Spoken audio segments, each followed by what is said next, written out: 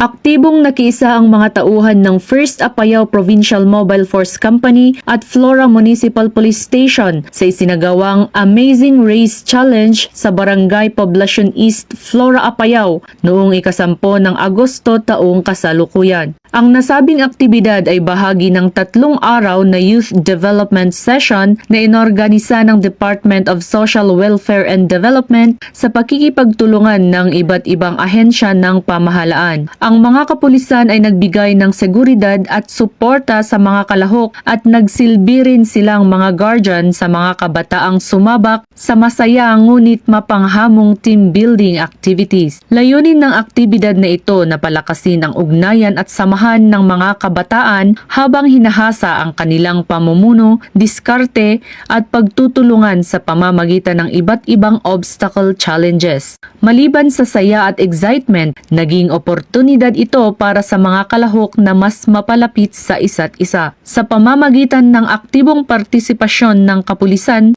mas lalong pinatibay ang kanilang paninindigan sa pagbibigay ng suporta sa mga programang pangkabataan. Ipinakita nito ang kanilang pagtitiwala sa mga kabataan bilang mahalagang katuwang sa pagtataguyod ng kapayapaan, kaayusan at kaunlaran sa komunidad. Patuloy naman na umaasa ang First Apayao PMFC na sa tulong ng mga aktibidad gaya nito, mahihikayat ang mga kabataan na maging aktibo bilang bahagi ng advokasya laban sa kriminalidad at sa pagbuo ng isang mas ligtas at mas maunlad na pamayanan.